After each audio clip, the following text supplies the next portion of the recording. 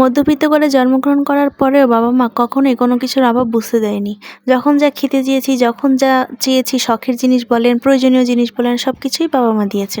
Hello everyone, আসসালামু আলাইকুম। সবাই কেমন আছেন? নিয়ে আসলাম নতুন একটা ভিডিও। সকাল সকাল ঘুম থেকে উঠে পড়েছি। আর বাইরে যা সুন্দর মিষ্টি রোদ, আর শীতের রোদটা কিন্তু অনেক ভালো লাগে। তো একটুখানি রোদের জানালার পাশে বসেছিলাম। বসে, বসে রোদের দিকে তাকিয়েছিলাম, এত ভালো লাগতেছিল। যাই হোক, তো আজকে আমার কোনো কাজ ছিল না, বাসাতেই ছিলাম। তো সকালবেলা একটু গুছিয়ে নাস্তা করে নিলাম। নাস্তা করে দেন চলে গেলাম রান্নাঘরে। দেখলাম যে আম্মু রান্নাবান্না করতেছে। আর আমি যেদিন বাসায় থাকি সেদিন আম্মু একটু বেশিই খুশি থাকে।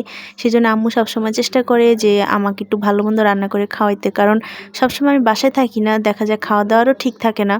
এই জন্য আর কি, যেদিন বাসায় থাকি সেদিন আম্মু একটু ভালো মন্দ রান্না করে, মানে আমার পছন্দের যে রান্নাগুলো সেগুলো আম্মু করার চেষ্টা করে। আসলে পরিবারের আসল সুখটাই কিন্তু এখানে, যে মানুষকে ভালোবাসবে, পরিবারের সদস্যগুলো সবাই একসাথে মিলেমিশে থাকবে।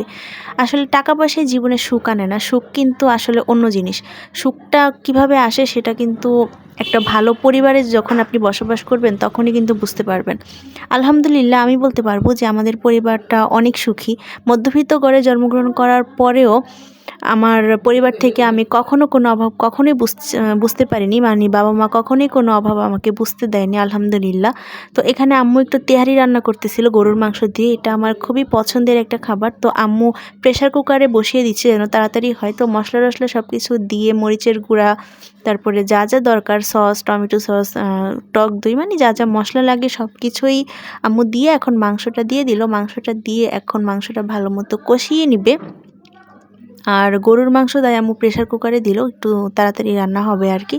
তো এই তো মাংস থেকে কিন্তু বেশ খানিকটা পানি উঠছিল। তো মাংসটা কষানো হয়ে গেলে আম্মু এখানে ঢাকনা দিয়ে দিল, কয়েকটা সিটি দিলে নামিয়ে নেবে। তো এইদিকে আবার আম্মু গরুর মাংসের একটু কাবাবও করবে। আম্মুর হাতে তেহারি, গরুর মাংসের কাবাব, এগুলো আমি অনেক পছন্দ করি। সেই জন্য আম্মু যখন বানায় সব কিছুই ট্রাই করে একটু একটু করে বানানোর।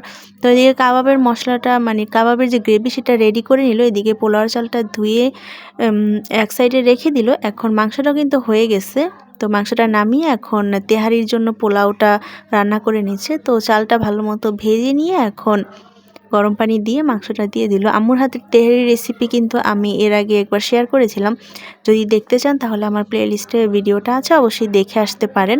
আম্মুর হাতের তেহারিটা কিন্তু আমার অনেক ভালো লাগে। এর আগে আমি অনেক ভিডিওতে বলছি যে আম্মুর হাতের তেহারি আমার খুব ভালো লাগে। আর আম্মু আমাকে প্রায়ই রান্না করে দেয়, মুরগি দিয়ে, গরু দিয়ে। খাসি যেহেতু আমি খাই না, সেই জন্য খুব একটা খাসি দিয়ে খাওয়া হয় না আর কি। তো এই তো আম্মু তেহারিটা কিন্তু এখানে অলমোস্ট বানিয়ে ফেলেছে। সব কিছু দিয়ে এখন এই তো ঢাকনা দিয়ে ঢেকে কিছুক্ষণ রাখলো। পানিটা কিছু শুকিয়ে আসে, তো কয়েকটা আলু বোখারাও দিয়ে দিলাম। তো কাবাবের যে মাংসটা সেটা কিন্তু অনেকটাই রেডি হয়ে গেছে। তো এখন কাবাবগুলো ভেজে নেওয়ার পালা। অল্প অল্প তেলে আম্মু শ্যালো ফ্রাই করে নেবে গরুর মাংসের কাবাব। এটা খুব মজা লাগে কাবাবটা। আম্মু ডাল বাটা, তারপরে আরও কী যেন দেয়, আমি খুব একটা খেয়াল করি না রান্নার সময়। যাই হোক, তো এই তো কাবাবগুলো আস্তে আস্তে করে ভেজে নিচ্ছিল। আজকের খাওয়া দাওয়াটা আলহামদুলিল্লাহ অনেক ভালো হয়েছে। মানে পছন্দের খাবার হলে না কেন জানি মনে হয় যে দিনটাই ভালো যায়, তাই না? তো এই তো এখানে তেহারিটাও হয়ে গেছে। আর কাবাবগুলো কিন্তু মাশাল্লাহ দেখতে অনেক সুন্দর হয়েছে। সবগুলোই ভাজা শেষ অলরেডি, কিন্তু আমি খাওয়াও শুরু করে দিছি। তো আমাদের এখানে রান্নাবান্না কিন্তু শেষ। এই তো তেহারিটা একদমই রেডি হয়ে গেছে, এখন জাস্ট খাওয়ার পালা।